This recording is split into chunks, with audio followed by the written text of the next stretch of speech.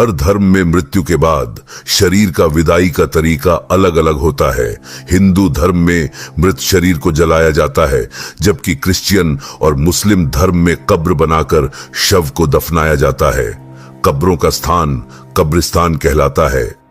बचपन से हम कब्रिस्तान से जुड़ी कई डरावनी कहानियां सुनते आए हैं, जिसमें कहा जाता है कि आत्माएं शरीर तो छोड़ देती हैं, लेकिन कभी कभी इस दुनिया को नहीं छोड़ती और अपने शरीर के पास ही मंडराने लगती हैं।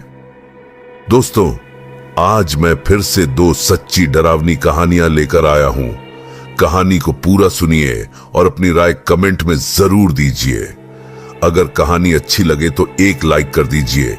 आपका एक लाइक हमें और अच्छी कहानियां लाने की प्रेरणा देता है। आप अपनी कहानी हमें भेज सकते हैं विवरण में दिए गए ईमेल पर।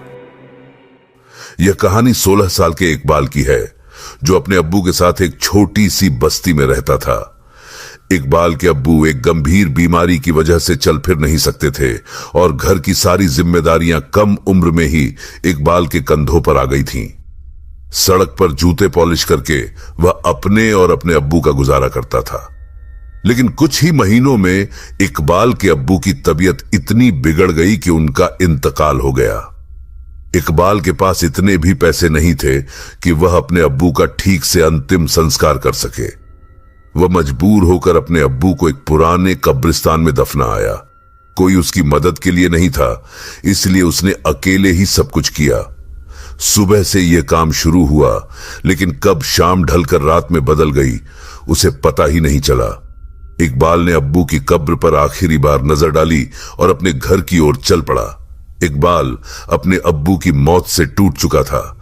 उसकी आंखों में आंसू थे, दिल भारी था और वह इस सोच में डूबा था कि अब वह क्या करेगा। जैसे ही वह कब्रिस्तान के गेट तक पहुंचा, उसे अचानक अपने पीछे से किसी ने आवाज दी। आवाज बहुत धीमी थी, लेकिन इकबाल उसे पहचान गया।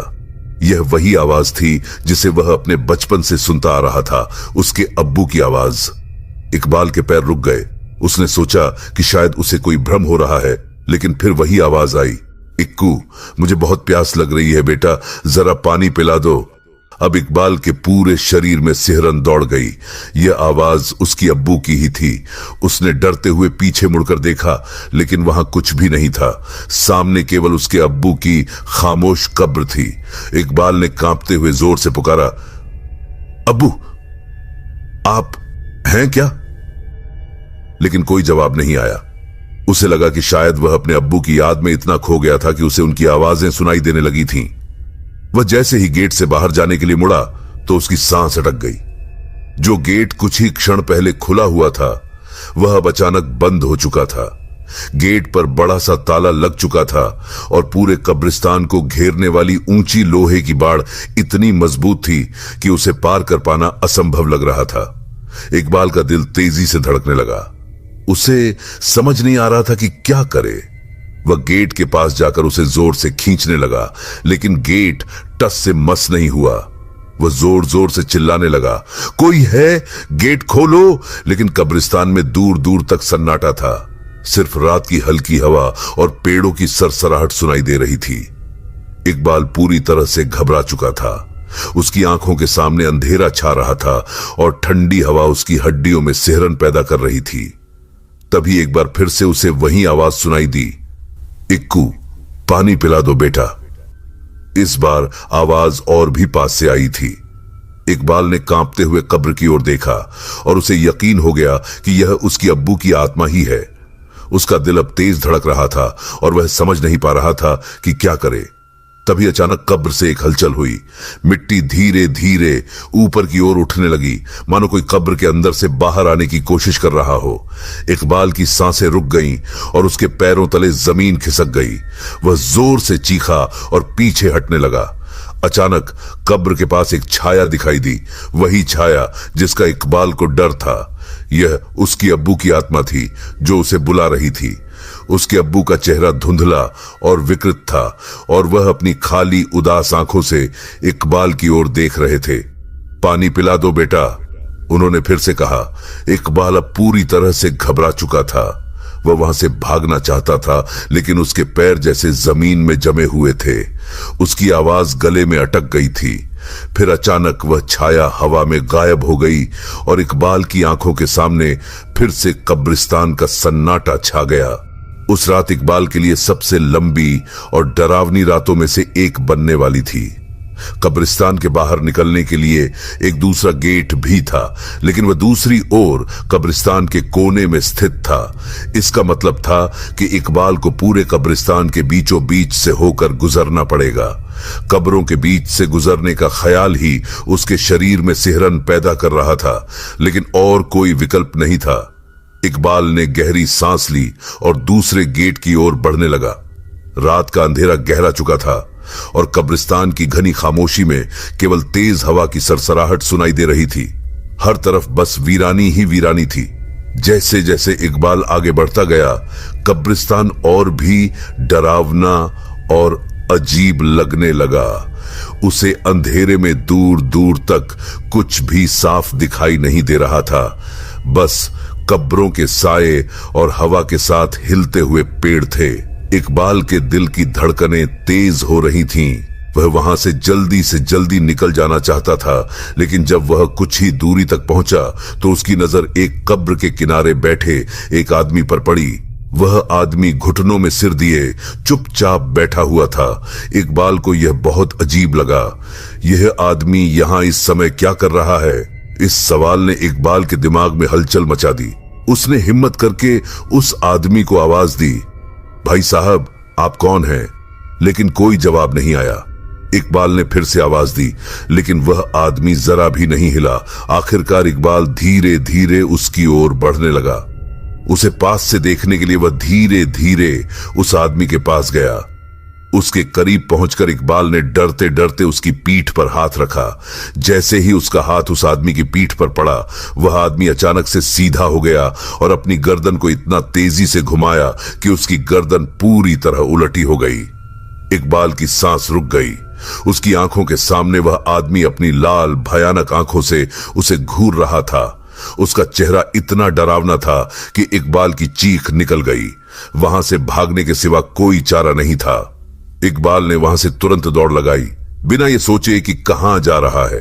वह तब तक भागता रहा जब तक कि उसकी सांसें तेज नहीं हो गईं। कुछ दूर जाकर इकबाल एक पेड़ के पास पहुंचा और थकान से वहीं बैठ गया। उसका दिल अभी भी तेजी से धड़क रहा था और उसका शरीर कांप रहा था। उसे जो कुछ भी दिखा था वह उसके लिए अविश्वसनीय था, लेकिन डरावना भी। इकबाल ने अपनी सांसें नियंत्रित करने की कोशिश की, लेकिन उसकी आंखों के सामने अभी भी उस आदमी का विकृत चेहरा घूम रहा था। वह पेड़ से सटकर बैठा और वहीं बैठा रहा, सुबह का इंतजार करने लगा। उसे अब और आगे बढ़ने की हिम्मत नहीं थी। तभी अचानक कब्रिस्तान में कोहरा फैलने लगा। यह कोहरा धीरे धीरे घना होता चला गया और कुछ ही पलों में इकबाल के चारों ओर सिर्फ सफेद धुंध ही धुंध थी। उसे अब सामने कुछ भी दिखाई नहीं दे रहा था। अचानक उस घने कोहरे में से एक औरत की परछाई उभरी। वह परछाई इकबाल के सामने से बहुत तेजी से गुजरी। इकबाल उसे पहचानने की कोशिश कर ही रहा था कि तभी उसने देखा एक बच्चा कोहरे में भागता हुआ दिखाई दिया। उस बच्चे के पीछे पीछे एक औरत दौड़ रही थी। इकबाल हैरान और डरा हुआ देखता रहा, लेकिन वह बच्चा कोहरे में कहीं गायब हो गया। इकबाल ने हिम्मत जुटाई और वह औरत की तरफ देखने लगा, जो अब धीरे धीरे इकबाल के पास आ रही थी। उसके पास आकर वह अचानक रुक गई। इकबाल की धड़कनें तेज हो गईं। उसकी नजरें उस औरत के चेहरे पर टिक गईं। जैसे ही कोहरा हटा, इकबाल ने देखा कि वह औरत किसी आम इंसान की तरह नहीं लग रही थी। उसका चेहरा बेहद भयानक था। उसकी आंखें गड्ढों में ढंसी हुईं और ऐसा लग रहा था जैसे वह सालों से किसी कब्र में दफन हो और अभी अभी बाहर निकली हो। वह औरत इकबाल की ओर बढ़ने लगी। उसका एक एक कदम धीमा और भारी था, जैसे वह उसे पकड़ने की कोशिश कर रही हो। इकबाल का दिल जोर जोर से धड़कने लगा। वह डर से कांपते हुए पीछे हटने लगा, लेकिन अचानक उसका पैर फिसला और वह खुदी हुई एक कब्र में गिर पड़ा। कब्र के अंदर गिरते ही इकबाल के चारों ओर अंधेरा छा गया। वह चिल्लाने की कोशिश कर रहा था, लेकिन उसकी आवाज गले में अटक गई। कब्र से बाहर निकलने की कोशिश में उसने हाथ पांव मारे, लेकिन मिट्टी और पत्थरों के बीच वह फंस गया। ऊपर से कब्र की मिट्टी जैसे उसकी तरफ खिसकने लगी। मानो उसे वहां कैद कर रही हो। इकबाल की सांसें घुटने लगीं। उसे लगने लगा कि यह उसकी आखिरी रात है। लेकिन तभी कब्र के ऊपर से वह औरत झांकने लगी। उसकी भयानक आंखें इकबाल को घूर रही थीं और उसकी डरावनी मुस्कान से इकबाल का दिल बैठ गया। इकबाल, वह औरत धीरे धीरे फुसफुसाई, तुम मुझसे बच नहीं सकते। इकबाल ने आखिरी बार चिल्लाने की कोशिश की, लेकिन उसकी आवाज पूरी तरह से घुट चुकी थी। इकबाल अब उस कब्र में फंसा हुआ महसूस कर रहा था, और जितना ज्यादा वह बाहर निकलने की कोशिश कर रहा था, उतना ही ज्यादा वह खुद को बेबस पाता जा रहा था। उसे ऐसा लग रहा था जैसे किसी अदृश्य ताकत ने उसे जकड़ लिया हो और उसे उस कब्र में नीचे खींच रही हो। उसकी सांसें तेज हो रही थीं और उसकी धड़कनें इतनी जोर से धड़क रही थीं कि उसे अपने दिल की धड़कनें कानों में सुनाई दे रही थीं।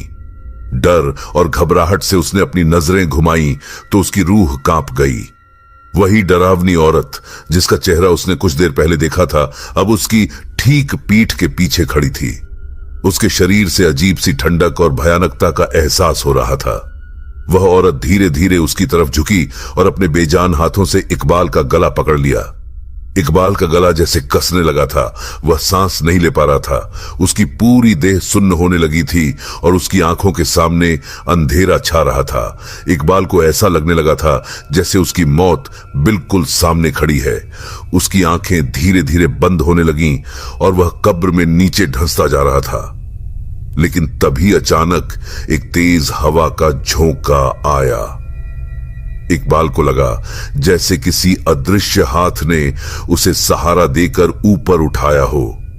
वह हाथ बेहद सुकून भरा और अपनी तरह का था, मानो कोई उसे बचाने की कोशिश कर रहा हो।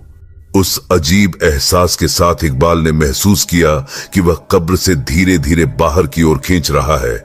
उसकी आंखों में हल्की चमक लौटी और उसने पूरी ताकत से खुद को ऊपर खींचा। कुछ ही पलों में इकबाल उस कब्र से बाहर आ गया। वह सांसों के लिए हाँफ रहा था। उसका दिल तेजी से धड़क रहा था और उसके हाथ पांव कांप रहे थे। जब उसने अपने चारों ओर देखा तो दूर दूर तक कोई नहीं था, न वह डरावनी औरत, न कोई और आत्मा। लेकिन इकबाल को अभी भी अपने हाथों पर उस अदृश्य सहारे का एहसास हो रहा था जिसने उसकी जान बचाई थी। इकबाल को अचानक एक गहरा एहसास हुआ। उसे समझ में आ गया था कि यह सहारा किसी और का नहीं बल्कि उसके अब्बू का था। उसके अब्बू, जिनकी कब्र में उसने खुद अपने हाथों से दफनाया था, शायद उसकी मदद के लिए आए थे। उसकी आंखों में आंसू भर आए। वह भावुक हो गया और सोचने लगा कि जिनसे हमें सच्चा प्यार होता है वे चाहे दुनिया से चले जाएं, लेकिन कभी हमें पूरी तरह छोड़कर नहीं जाते। वे हमेशा हमारे आसपास होते हैं, हमें देख रहे होते हैं और हमारी रक्षा करते हैं। इकबाल ने अपने आंसू पोंछे और तुरंत कब्रिस्तान के गेट की ओर दौड़ पड़ा। वह पूरी ताकत से दौड़ता रहा, बिना पीछे मुड़े। जब वह गेट तक पहुंचा तो उसने देखा कि गेट अब खुला हुआ था। इकबाल ने बिना एक पल गंवाए उस गेट को पार किया और कब्रिस्तान से बाहर निकल गया। बाहर निकलते ही उसकी आंखों से आंसू बहने लगे। वह घबराहट और डर के साथ साथ एक गहरे सुकून का भी अनुभव कर रहा था। उसे यह यकीन हो चुका था कि उसके अब्बू ने ही उसकी जान बचाई थी। उस रात इकबाल के दिल में यह बात गहराई से बैठ गई कि जिनसे हमें सच्चा प्यार होता है वे हमेशा हमारी फिक्र करते हैं, चाहे वे इस दुनिया में हों या नहीं। उस घटना के बाद इकबाल ने कभी भी कब्रिस्तान की ओर वापस नहीं देखा। उसने अपनी जिंदगी को नए सिरे से जीने का फैसला किया। इकबाल को अब इस बात का यकीन हो गया था कि प्यार और आत्माएं इस दुनिया की सीमाओं से परे भी कायम रहती हैं। दोस्तों, आज की पहली कहानी यहीं पर समाप्त होती है। अगर आपको अच्छी लगी हो तो कमेंट करें और आप किस तरह की कहानी चाहते हैं जरूर बताएं। दिल थाम कर बैठ जाइए, दूसरे कहानी पर चलते हैं। शिव सुबह से गाड़ी चलाते हुए काफी थक गया था। वह अपने गांव से कुछ 30 किलोमीटर दूर था जब उसकी गाड़ी एक दूसरे गांव से गुजर रही थी। उस गांव से गुजरते हुए उसने देखा कि सभी गांव वाले एक जगह जमा थे और वहां से किसी के चिल्लाने और ढोल बजाने की बहुत तेज आवाज आ रही थी। शिव, जो बेंगलोर शहर में पला बढ़ा था, पहली बार पुत्तूर जिले में बसे अपने गांव जा रहा था। शिव के परिवार की पुश्तैनी जमीन इसी गांव में थी, जिसे उसके पिता बेचना नहीं चाहते थे।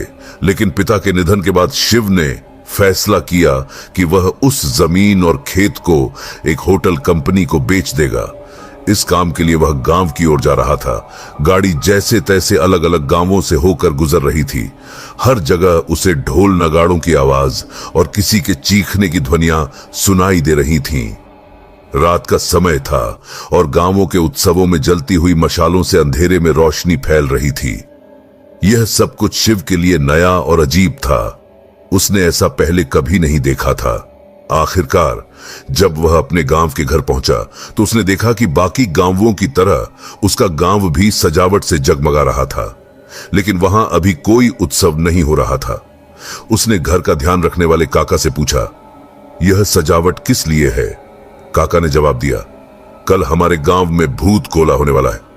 शिव ने पहली बार भूत कोला का नाम सुना था। उसने हैरानी से पूछा, यह भूत कोला क्या होता है?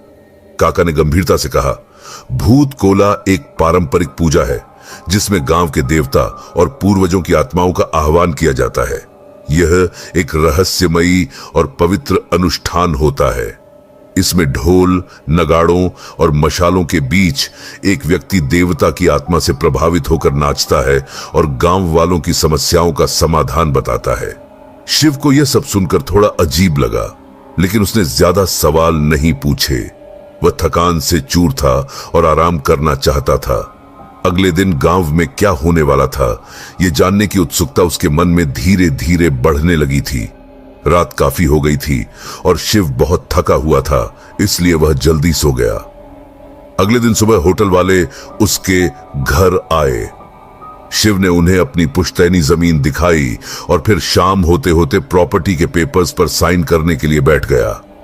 जैसे ही उसने साइन करने की तैयारी की, उसे फिर से वही ढोल और चीखने चिल्लाने की आवाजें सुनाई देने लगीं।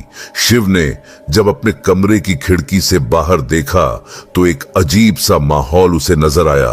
उत्सुकता से भरा हुआ शिव पेपर्स को वहीं छोड़कर उस उत्सव को देखने के लिए बाहर निकल गया। उत्सव की जगह पर पहुंचकर उसने देखा कि ढेर सारे लोग एक ही जगह पर जमा थे और ढोल की आवाजें और तेज हो गई थीं। शिव भीड़ में चुपचाप खड़ा होकर सब कुछ देखने लगा। उसकी नजर एक आदमी पर पड़ी जो रंग बिरंगे कपड़ों में था और भीड़ के बीच कांपता हुआ एक अजीब सा नृत्य कर रहा था। लोग उसके सामने हाथ जोड़े खड़े थे और उससे अलग अलग चीजें पूछ रहे थे। शिव अभी इस सबको समझने की कोशिश ही कर रहा था कि अचानक वह आदमी नाचना बंद कर देता है। फिर भीड़ को चीरते हुए वह आदमी दौड़कर सीधे शिव की तरफ आता है और उसे घूरने लगता है। शिव उसकी तीखी नजरों और अजीबो गरीब हाव भाव से बुरी तरह घबरा गया। उस आदमी के चेहरे पर पीला रंग पुता हुआ था, शरीर पर कई गहने लटक रहे थे और उसके सिर पर एक जंगली स्वर का मुखौटा लगा हुआ था जो उसकी भयानकता को और बढ़ा रहा था। शिव को देखकर वह आदमी कुछ देर तक घूरता रहा और फिर अचानक जोर से चिल्लाया। उसकी चीख इतनी तेज थी कि शिव के रोंगटे खड़े हो गए और उसकी रूह कांप उठी। चीखने के बाद वह आदमी जंगल की तरफ भाग गया। यह देखकर वहां खड़े सभी गांव वाले शिव की तरफ मुड़ गए और उनके चेहरों पर एक अजीब सा डर छा गया। सभी गांव वाले शिव को चेतावनी देने लगे कि उसके साथ कुछ बुरा होने वाला है और अब उसे अपने हर कदम पर बहुत सावधान रहना चाहिए। लेकिन शिव ने इसे गांव वालों का अंधविश्वास समझकर हंसी में टाल दिया और वापस अपने घर चला गया। शिव जैसे ही घर पहुंचा, उसके काका दौड़ते हुए आए और घबराते हुए उसे समझाने लगे। उन्होंने बताया, जो व्यक्ति तुम पर आकर चिल्लाया था वह पंचोली देव थे।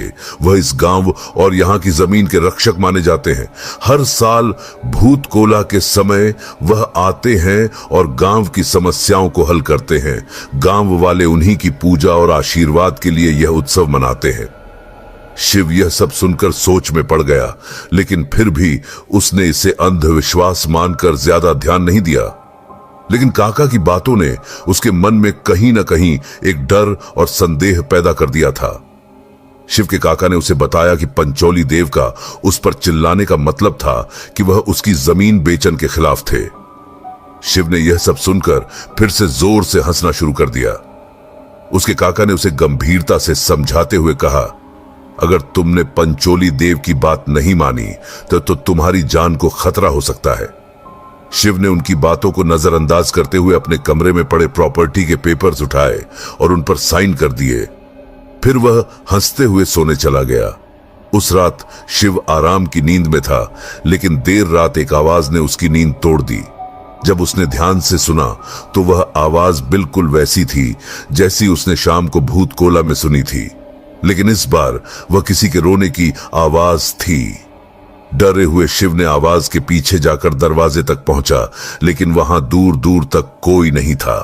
तभी अचानक से हवा में एक तेज चिंगारी आई और पंचोली देव उसके सामने प्रकट हो गए, जोर से चिल्लाते हुए। यह देखकर शिव के पसीने छूट गए। बिना कुछ सोचे समझे उसने अपनी गाड़ी में बैठकर उस गांव से निकलने की कोशिश की। जब शिव गाड़ी चलाते हुए जंगल के रास्ते पर पहुंचा, तभी उसे कुछ अजीब दिखा। उसकी गाड़ी के ठीक सामने एक जंगली स्वर आया, जिसके सोने के दांत और मुकुट पहने हुए थे। शिव ने डरते हुए अपनी गाड़ी मोड़ी और वह पास के एक पेड़ से टकरा गई। शिव का एक्सीडेंट हो गया और वह वहीं बेहोश हो गया। जब उसे होश आया तो वह हॉस्पिटल में था और उसके काका उसके बगल में बैठे थे। काका को देखकर शिव जोर से रोने लगा। फिर उसने तुरंत अपने काका से प्रॉपर्टी के पेपर्स लाने को कहा। जैसे ही काका ने वह पेपर्स लाए, शिव ने उन्हें वहीं पर फाड़ दिया। हॉस्पिटल से डिस्चार्ज होने के बाद शिव ने पंचोली देव से क्षमा मांगी और बेंगलोर लौटते वक्त यह कसम खाई कि वह अपनी जमीन कभी किसी को नहीं बेचेगा। यह पता नहीं चला कि शिव के साथ जो घटा वह किसी देव की माया थी या बस एक इत्तेफाक, लेकिन जो भी था उस भयानक अनुभव को वह कभी नहीं भूल सकेगा। उसकी आंखों के सामने वह दृश्य हमेशा ताजा रहेगा और उसे इस बात का एहसास हो गया था कि कुछ चीजें सिर्फ पैसे के लिए नहीं, बल्कि उनसे जुड़ी भावनाओं और परंपराओं के लिए भी महत्वपूर्ण होती हैं। तो दोस्तों, यह थी शिव की कहानी, जिसने अपनी जमीन बेचने की कोशिश में एक अनजानी शक्ति का सामना किया। क्या आप कभी ऐसी किसी अनजानी शक्ति का सामना कर चुके हैं? क्या आपने भी किसी भूतिया अनुभव का सामना किया है? अपने विचारों को कमेंट में साझा करें और अगर आपको यह कहानी पसंद आई हो तो हमारे चैनल को सब्सक्राइब करें और बेल आइकन दबाना न भूलें, ताकि आप ऐसी और कहानियां देख सकें। अगली बार एक और डरावनी कहानी के साथ हम लौटेंगे। तब तक के लिए सुरक्षित रहें और अपने आसपास की शक्ति को समझें। धन्यवाद।